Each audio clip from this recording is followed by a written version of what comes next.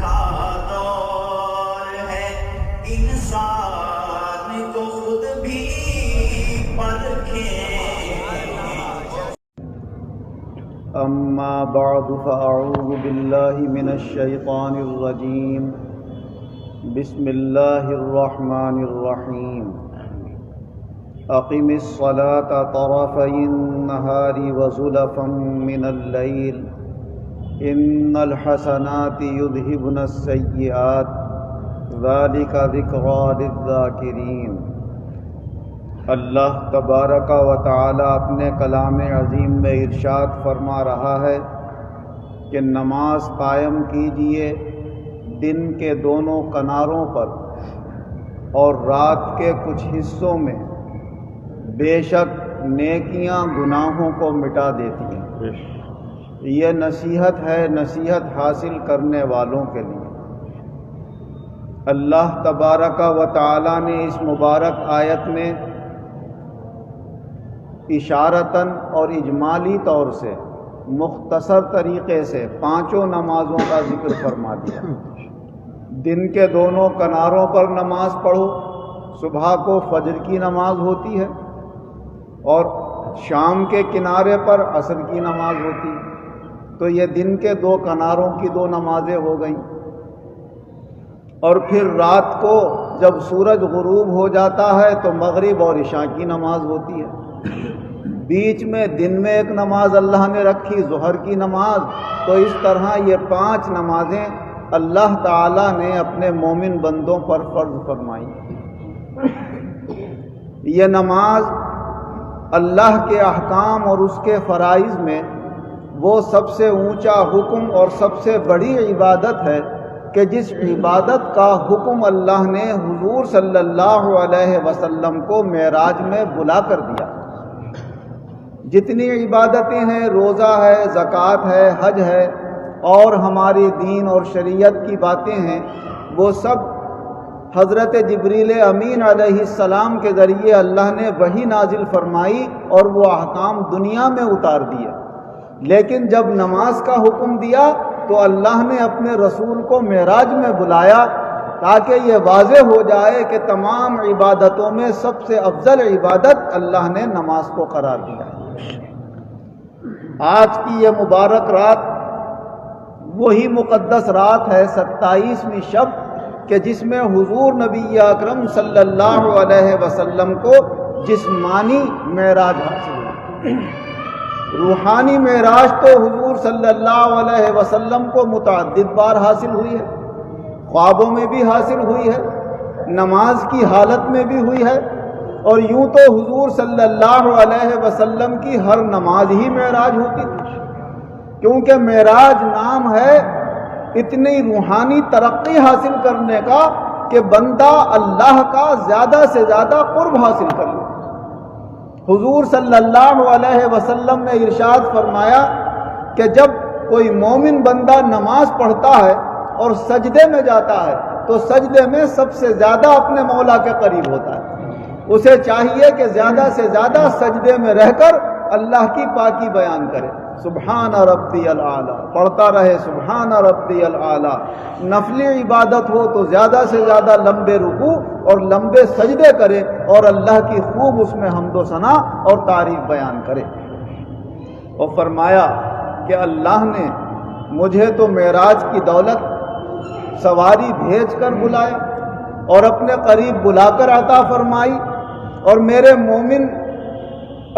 میرے اوپر ایمان رکھنے والوں کے لیے اور اپنے مومن بندوں کے لیے اللہ نے ہر نماز میں معراج رکھ دی، اور فرمایا الصلاۃ معراج المؤمنین، یہ نماز جو ہے یہ ایمان والوں کی معراج ہے۔ جب نماز اس کے طریقے سے پڑھی جائے تو واقعی اس میں اللہ کا قرب ہوتا ہے اور بندے کا یہ احساس بڑھ جاتا ہے کہ اس کا مولا بالکل اس کے سامنے ہے، کیونکہ جب پوری توجہ کے ساتھ صحیح طریقے سے وضو کر کر آدمی نماز پڑھنے کے لیے کھڑا ہوتا ہے اور سورہ فاتحہ پڑھتا ہے تو کہتا ہے الحمدللہ رب العالمین، تمام تعریفیں اس اللہ کے لیے جو سارے عالموں کا پالنے والا ہے، الرحمن الرحیم جو بڑا مہربان نہایت رحم فرمانے والا ہے، مالک یوم الدین جو بدلے کے دن کا مالک ہے۔ جب اس طرح بندہ اللہ کی تعریفیں بیان کرتا ہے تو اس کا ذکر کرتے کرتے اللہ یہ احساس دلانا چاہتا ہے کہ تم جس کا ذکر کرتے ہو وہ تمہارے تصور میں حاضر ہو جاتا ہے۔ اب تم نے میرا ذکر کیا ہے، مجھے یاد کیا ہے، میری تعریفیں کی ہیں، تو میں تمہارے تصور میں اب حاضر ہو گیا۔ اب مجھے غائب ٹھہرا کر بات مت کرو، ایسے کرو جیسے کسی سامنے والے سے کرتے ہیں، اور کہو ایاک نعبد و ایاک نستعین، اے مولا ہم تیری عبادت کرتے ہیں اور تجھی سے مدد مانگتے ہیں۔ تو تیری اور تجھے کہہ کر آدمی اسی سے بات کرتا ہے جو اس کے سامنے موجود ہوتا ہے۔ تو گویا اللہ اب تمہارے سامنے موجود ہے اور اس سے کہو اے مولا ہم تیری عبادت کر رہے ہیں اور ہم تجھی سے مدد مانگ رہے ہیں۔ تو اللہ تبارک و تعالی اپنے بندے سے فرماتا ہے اے بندے کیا مانگ رہا ہے؟ تو بندہ کہتا ہے اہدنا الصراط المستقیم، اے ہمارے رب تو ہمیں سیدھے راستے پر چلا دے، ہماری جو دنیا کی کامیابی کا راستہ ہو وہ بھی ہمیں سیدھا سیدھا دکھا دے کہ آسانی سے پہنچ جائیں، اور جو ہماری دینی کامیابی کا راستہ ہو وہ بھی سیدھا سیدھا راستہ ہمیں چلا دے کہ ہم اپنے دینی مقصد میں بھی آسانی سے پہنچ جائیں۔ تو دین اور دنیا دونوں کے لیے جب بندہ اللہ سے سیدھے راستے کی طلب کرتا ہے تو اللہ تبارک و تعالی اسے سیدھے راستے پر چلاتا ہے اور دین اور دنیا کی اسے بھلائیاں عطا فرماتا ہے۔ صراط الذین انعمت علیہم، بندہ کہتا ہے مولا ان لوگوں کے راستے پر جن پر تو نے اپنا انعام فرمایا، یعنی اصلی راستہ اور سیدھا سچا راستہ جو آخرت میں ہمیں کامیابی دلا دے۔ تیرے انعام یافتہ بندوں کا راستہ تو وہی ہے کہ جو انہوں نے آخرت کی طرف توجہ کی ہے، کیونکہ ان کی معراج تو وہی ہوگی کہ جب اللہ تعالیٰ آخرت میں انہیں دوزخ کے عذاب سے بچا کر اور ہر طرح کی تکلیف سے بچا کر جنت میں پہنچائے گا اور وہاں آمنے سامنے اللہ اپنا دیدار کرائے گا۔ تو سب سے بڑی معراج تو وہ ہے، ورنہ یہ دنیا کی کامیابی ہے تو ہم جیسے دنیا داروں کی معراج ہوتی ہے۔ اگر کسی شخص نے لاکھوں روپے کی کوئی زمین لی ہو اور سال دو سال میں اس کی قیمت کروڑوں کی ہو جائے تو اس کے یار دوست کہتے ہیں بھائی تیری تو معراج ہو گئی۔ تو معراج ہم دنیا داروں کی تو دنیا کے نفع سے ہوتی ہے، کیونکہ معراج کا مطلب ہے کہ ہمیں کوئی ایسی چیز مل جائے جس سے ہمیں خوشی حاصل ہو جائے، اور ایمان والے کی سب سے بڑی خوشی یہ ہے کہ اسے اللہ کا قرب حاصل ہو جائے، اللہ کی رضا حاصل ہو جائے اور آخرت کی کامیابی حاصل ہو جائے۔ 27ویں شب کو اللہ تبارک و تعالی نے حضور نبی اکرم صلی اللہ علیہ وسلم کو براق کی سواری بھیج کر آسمانوں پہ بلایا، اور میں نے آپ کے سامنے بیان کیا کہ کیسے کیسے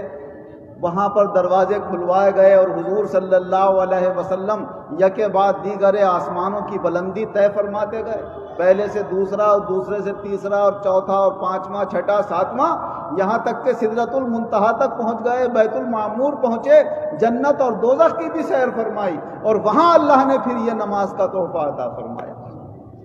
اور روحانی معراج اس کے تو متعدد واقعات ہیں۔ کبھی تو حضور صلی اللہ علیہ وسلم نماز ادا فرماتے تو نماز میں کھڑے کھڑے یہ کیفیت پیدا ہو جاتی کہ رب تبارک و تعالیٰ کے بالکل سامنے ہو۔ حضرت معاذ بن جبل رضی اللہ عنہ روایت کرتے ہیں کہ ایک مرتبہ حضور صلی اللہ علیہ وسلم کو فجر کی نماز میں تاخیر ہو گئی، آپ بہت دیر سے تشریف لائے، قریب تھا کہ سورج نکل آئے گا، آپ جلدی جلدی تشریف لائے، تکبیر بھائی تکبیر پڑھو، جلدی سے تکبیر پڑھوائی اور بہت چھوٹی اور مختصر نماز پڑھائی۔ سلام پھیرتے ہی آپ نے فرمایا بلند آواز سے سب لوگ اپنی اپنی جگہ بیٹھے رہیں، سب اپنی اپنی جگہ بیٹھے رہیں۔ پھر حضور صلی اللہ علیہ وسلم نے نمازیوں کی طرف رخ فرمایا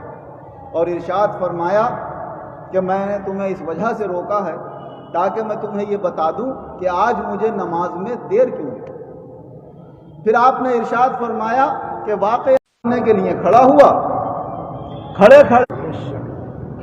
چنانچہ رب تبارک و تعالی نے فرمایا اے محمد، میں نے کہا لبیک، اے مولا میں حاضر ہوں۔ تو اللہ تعالیٰ نے فرمایا فیما یختصم الملأ الاعلی،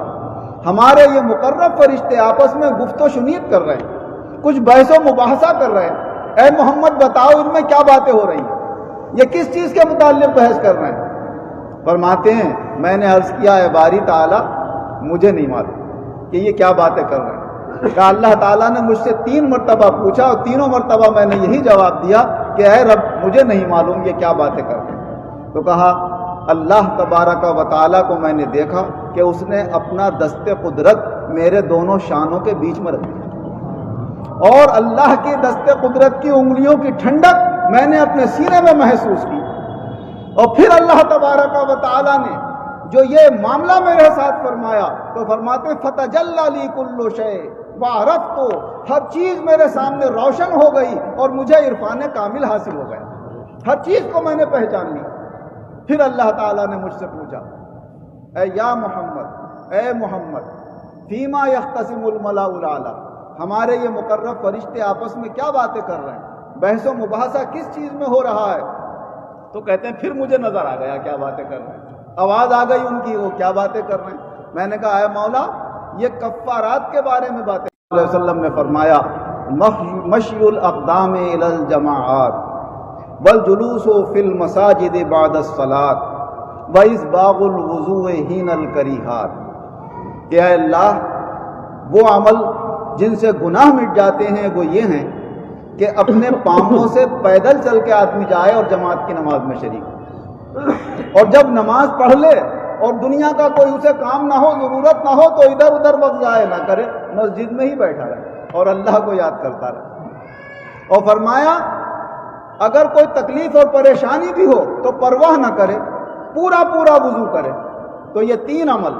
پیدل چل کے جماعت کی نماز میں شریک ہونا، نماز پڑھ کے مسجد میں بیٹھے رہنا دوسرا عمل، اور تیسرا بھرپور وضو کرنا جیسے ہونا چاہیے، چاہے آدمی کو اس سے تکلیف اور پریشانی محسوس ہو رہی ہو، کوئی بیماری ہو یا ٹھنڈ ہو، اس کی پرواہ نہ کرے، وضو پورا کرے تو اللہ تعالیٰ گناہوں کو مٹا دیتا ہے۔ تو اللہ تبارک و تعالیٰ نے فرمایا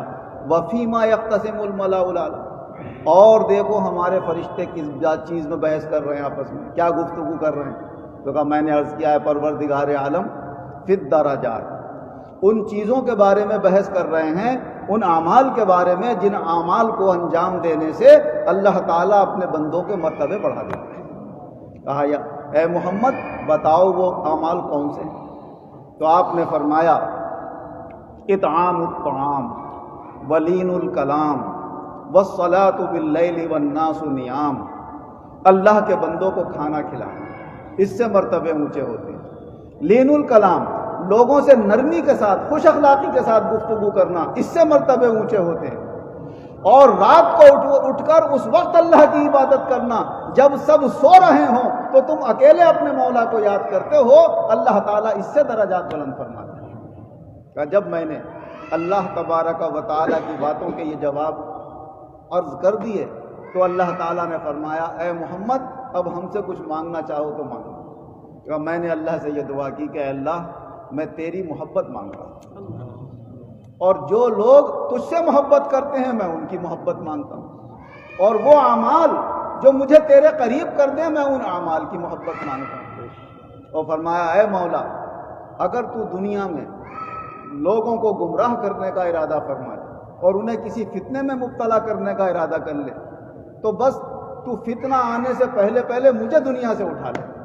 میں اس فتنے میں پڑھنا نہیں چاہتا۔ اے مولا فتنہ نہیں، بس مجھے تیرا قرب چاہیے، تو اپنے قریب بلا لے۔ اور پھر حضور نبی اکرم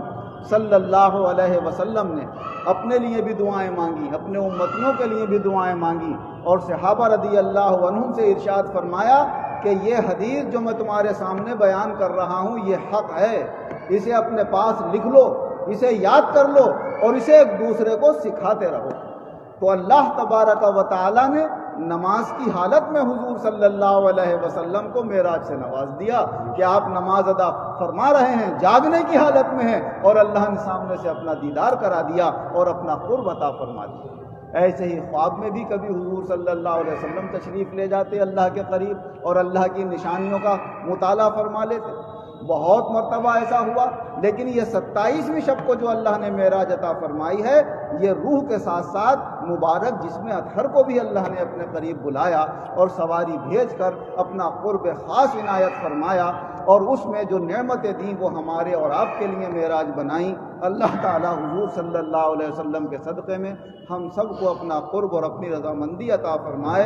اور ہماری نمازوں کو ایسا بنا دے کہ ہم توجہ اللہ کے ساتھ پڑھیں اور ہمارا یہ احساس رہے کہ مولا کو ہم دیکھ رہے ہیں اور مولا ہمیں دیکھ رہا ہے، اور اللہ تعالیٰ ہمیں دونوں جہان میں شاندار کامیابی عطا فرمائے۔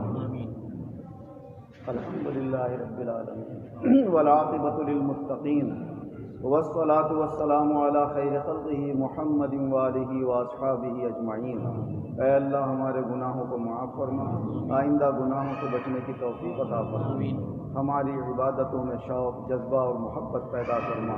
اپنی رضا کے لیے سارے کام کرنے کی توفیق عطا فرما، کل عالم کے مسلمانوں پر رحم و کرم فرما، جو بیمار ہیں انہیں شفا عطا فرما، جو قرض دار ہیں انہیں قرضوں سے نجات عطا فرما، جو بے روزگار ہیں انہیں اچھے روزگار عطا فرما، جو برسر روزگار ہیں ان کے کاروبار میں، ملازمتوں میں، آمدنی کے ذرائع میں خیر و برکت عطا فرما۔ اے اللہ جو دینی دنیاوی نعمتیں تو عطا فرما رہا ہے ان میں اور خیر و برکت اور ترقی عطا فرما،